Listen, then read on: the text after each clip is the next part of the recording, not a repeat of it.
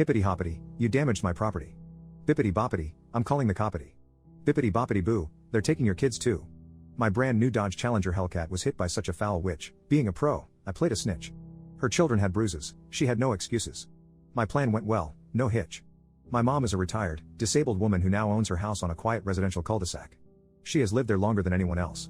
Her neighborhood has designated parking spaces at the end of the cul-de-sac, all with the addresses of each house painted in the parking space. My mom doesn't get out much, so I use her designated parking space. My mom parked her car in the backyard of her house since she went out so little. Mom's neighbor, Ivy, never parked well. Whenever I stopped by, her car was always parked so close to my car that I had to park on the curb. I wouldn't have cared about Ivy's piss-poor parking but for two things. 1, she had 4 or 5 kids and had parties almost every weekend, leaving trash in mom's yards. 2, I loved my car, a 2016 metallic ice blue Dodge Challenger Hellcat, the first car I had ever purchased brand new. I only had it for 3 weeks at the time, and I washed that car once a week, detailed the interior, and had rules against eating, drinking, or even leaving trash in my car. It was my pride and joy. Mom had called the police throughout Ivy's residence because of the parties.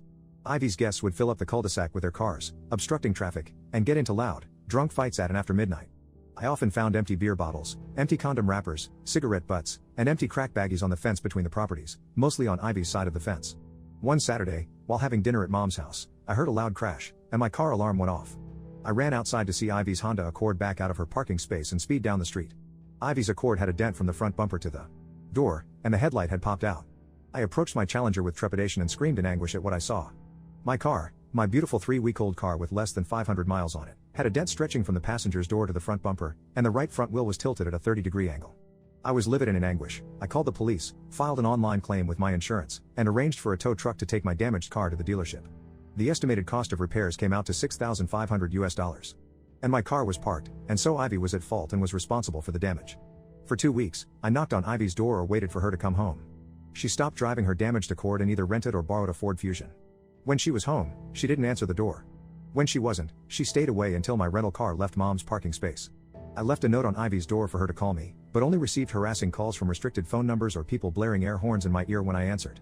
About 2 weeks after the accident, Ivy's children came to mom's house for some cookies. I noticed that 2 of them had bruises around their eyes and on their arms and legs. I had mom take pictures with the children but waited until the next party to strike. Ivy had a party that night or the night after. Mom called me to let me know, and I installed an app on my phone that gave me a fake phone number. I called 911 and reported the party. There's a loud party at 1007 Mountain Drive, and I'm worried because the children are around all these drunk adults. Please, hurry. Mom called to let me know the police had arrived. I drove to her house, and saw Ivy and her boyfriend Bane already sitting in the back of a squad car. From a news broadcast that night, I found out that Bane had warrants out for his arrest. Initially, the charges were disorderly conduct and disturbing the peace. However, Mom turned over the photos of the children anonymously. Less than a week later, Ivy and Bane were charged with child abuse charges. I think Bane was charged with more severe charges as well for abusing Ivy's daughter. The children ended up in foster care, and Ivy and Bane ended up in prison.